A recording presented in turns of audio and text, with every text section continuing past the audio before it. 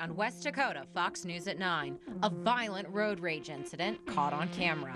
Plus, a new bill aims to squelch a crippling nationwide opioid crisis.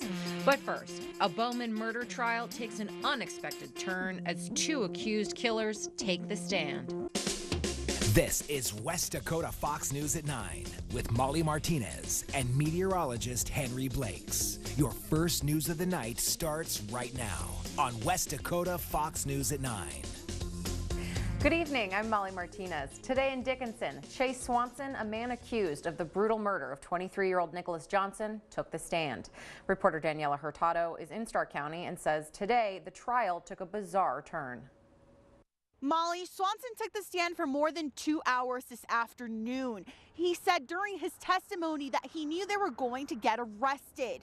He says he devised a plan with Todd Pisciano to say that he was kidnapped in order for all of them to turn themselves in. Swanson claims he knew Johnson because they went to the same high school. The night of the murder, they ran into each other at a bar, and Johnson offered to take him and West home to Elview Motel because they were too drunk to drive. During his testimony, Swanson said Johnson was trying to get West to perform oral sex to him, and Swanson got upset. But West's lawyer said during opening statement she was ready to have consensual intercourse with both men. And so if he never put his hands on Madison, why did you tell Todd Pisciano that Nick had tried to rape Madison? Because he pulled a knife and... Tomorrow, the trial continues, and Madison West is expected to take the stand to testify. Reporting in Dickinson for West Dakota Fox News at 9, I'm Daniela Hurtado. Our other top story tonight, opioid addiction and what lawmakers are doing to save crumbling communities. Today, Senator Heidi Heitkamp was in Hazen with a new battle plan. Reporter Andrew Horn shows us. Senator Heitkamp is part of a bill that will get $12 billion over the next 5 years to communities fighting the opioid crisis. $500 billion. That's how much the opioid crisis cost the country in 2015. Rural communities like Hazen paid a heavy price. Getting the workforce that we need to provide the services that we need to and want to for our community. So those are challenges that all healthcare providers face. Senator Heitkamp heard how opioids have taken over rural communities. Let's get resources to the community to tackle this problem. Let's make sure that people who really truly need this as pain medication actually have it. Ken Miller, the superintendent of Hazen Schools, said they've tried to attack the problem. Education obviously is up front, and we're not even close to where we need to be when it comes to educating our staff. A new bill was introduced earlier this week in the Senate that would provide communities more resources. A similar bill was also reintroduced that would make pharmaceutical companies pay a penny per milligram of opioid to pay for substance abuse treatments. If you trace back where we started the opioid addiction problem, it's with overprescription of opioids. Both Miller and Burke said they will continue to work collaboratively to find a solution. Senator Heitkamp said no federal dollars will be allocated to a community without a plan. For West Dakota Fox, I'm Andrew Horn. North Dakota had 77 opioid-related deaths in 2016. There were about 42,000 across the country. Let's switch gears and throw it over now to meteorologist Henry Blakes for a look at our weather. Once again, it was another frigid day across the viewing area. Thank you, Henry. A Pembina County deputy is choosing to resign instead of facing disorderly conduct charges. Dustin Wadholm was off duty when he shoved a woman in a bar. He was suspended and was scheduled to appear in court today. Charges were dropped in exchange for his resignation. Police in West Fargo arrested a man they say tried to shoot his ex-girlfriend at an apartment building Monday night. The woman told police she ran from the apartment and he fired both inside and outside the building. One of those bullets hit a nearby house and shattered a photo on a dresser. Police charged 44-year-old Chad Ralph with reckless endangerment and preventing arrest. Today, the North Dakota Safety Council held their annual conference, and they discussed what to do if there's an active shooter. It's such an important topic right now that, everybody, it seems like every time you turn around, there's some type of incident happening, and we're fortunate enough to have a program that we think can surely help the prevention of that. The active shooter program can be taught at your school or business. Just contact the Safety Council. Well, tax season is officially underway, and if you haven't received your W-2 yet, you might want to check the mailbox. So how does the new tax code affect this year's filing? Turns out, not at all. Refunds this year are based off 2017, meaning the only difference taxpayers will see is hidden in your most recent paycheck, not your return. So really this tax filing season, for the most part, is status quo, and it's important for people to have, their Social Security number correct, their address is correct. Rauschenberger says wrong information can gum up the system, seriously delaying your return. Speaking of Rauschenberger, tonight he and Congressman Kevin Cramer were in Bismarck to talk taxes. This is at the Radisson. One small business owner says some of his employees are seeing hundreds, if not thousands of dollars more per year in their checks. Also on the tax front, a former state legislator is throwing in the towel on reworking North Dakota's oil tax structure. The legislator passed a measure in 2015 that abolishes some price-based incentives for exchanges for lowering the overall tax rate from 11.5% to 10%. Democrats have called it a giveaway to the oil industry. Republicans say it provides stability and predictability. The North Dakota Chamber of Commerce has a new president and chief executive. Eric Spencer will take over leadership on April 1st, succeeding Andy Peterson, who resigned. Speaking of commerce, more than 9 million businesses across the country are owned by women. Female business leaders met today in Minot to share ideas. The discussion centered on overcoming the stigma of being labeled bossy and what tools to use to effectively lead in the workplace. Pulling together women who want to have a better version of themselves, right? It's to help them be more effective professionally and personally, and really give them the topics that they crave to help them get to where they want to go. This is the third Women Connect event in Minot. In education news, big leadership shakeups are in store for 6 of the 7 largest state school systems. Cynthia McLaughlin shows us what that transition will look like. Another one of the victims of last week's school shooting was laid to rest today. Family and friends of Peter Wang gathered to memorialize him. Wang was a member of the ROTC. Today his family was given an ROTC Heroism Medal from the U.S. Army in his memory. Today also marked funeral services for Wang's classmate, 16-year-old Carmen Schentrup. Family says Carmen had a sharp wit and dreams of becoming a doctor. The gunman, 19-year-old Nicholas Cruz, faces 17 counts of premeditated murder. School officials say Cruz showed troubling signs as a student and that he wasn't allowed to carry a backpack, which has many asking, how was he able to purchase a high-powered rifle? Today, teens across Florida rallied to pressure lawmakers for tougher gun control. Across the state and nation, students walked out of schools in solidarity. George and Amal Clooney are joining the cause. The couple announcing today they will be donating $500,000 to the March for Our Lives event happening next month.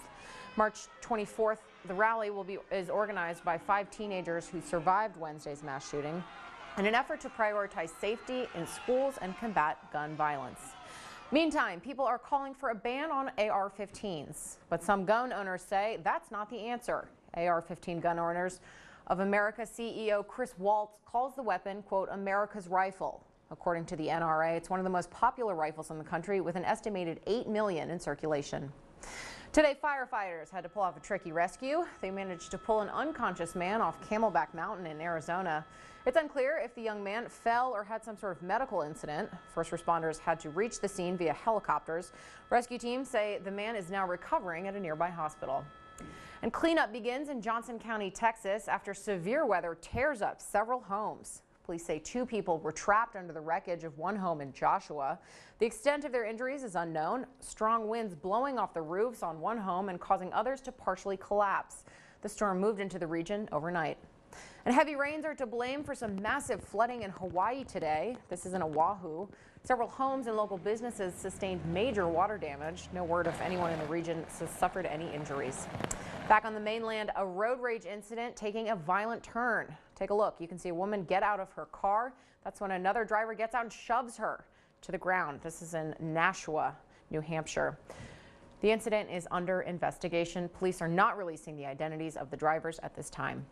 In business news, Walmart is posting a sharp drop in online sales growth during the holiday period. That caused a decline in overall sales for the quarter. The retailer says much of the slowdown was planned as it continues to invest in growing the business. And a gold-themed hotel in Dubai was just named the tallest hotel in the world. That's according to Guinness World Records.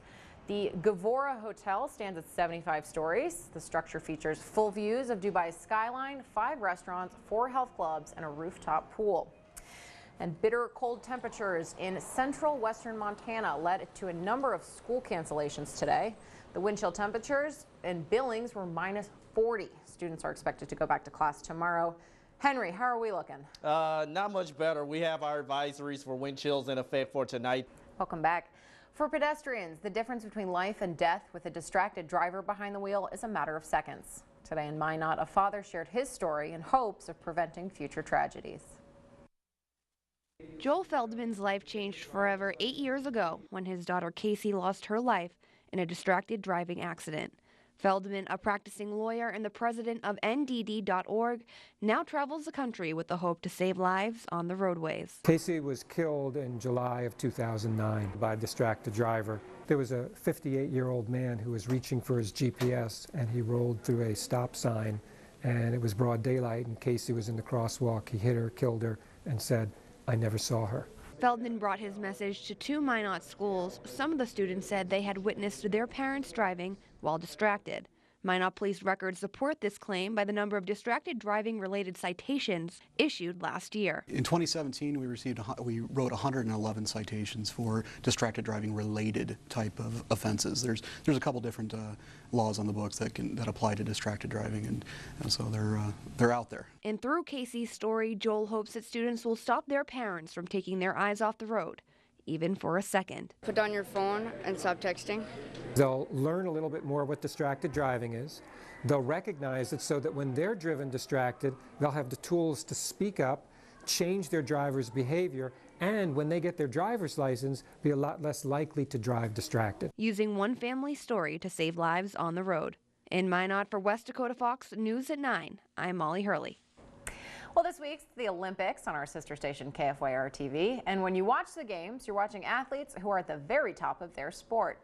But have you ever thought about how much work it actually takes to make it look easy on TV? Maddie Jelseth found out. Sean Olsen went to Pyeongchang to make ice for Olympic curlers. He says it takes a bigger crew to make Olympic ice than usual. It's pretty much a trip of a lifetime. And it's a trip Sean Olsen will never forget. Every once in a while you just kind of get overtaken, I guess, by the moment and realize where you're at and what you're doing. It's a heck of a thing to be part of, that's for sure. Ever since Olsen got to the Olympics, he's been involved with making the ice perfect for the athletes. These guys at this level, they understand what goes into it, and they darn sure appreciate the work that's done, so they have a good, consistent surface to play on. It's a more in-depth process than usual, and he shares every moment on Facebook for people here in North Dakota to stay updated. It's just great to know that Sean has fulfilled his Olympic dream to work hard at it and get over there and be a part of that program. Cram says making that quality of ice for those athletes is a high level of intensity, but Olsen is a good man for the job. Olsen says he helps maintain the ice before every game. The next game is set for tomorrow. A Missouri startup is hoping to fight cancer with a virus. Here's how it works. The designed virus kicks your immune system into gear, targeting cancer cells. The company hopes it will be a safer alternative to chemo. And a bizarre bust to tell you about. Cops found hundreds of illegal snakes in a Buenos Aires apartment. The owner says he was going to sell them on the black market. He now faces charges of illegal trafficking. Oh man, I would not want to be invited to that apartment, Henry. No way, I'm not a fan of snakes either. Neither am I a fan of all of this cold. Every once in a while is fine, but yeah, I'm kind of over it. But taking a look at our Wednesday morning outlook, we're going to be starting out below zero. Remember the wind chills, possibly near 30 to 35 degrees below zero to start out your day.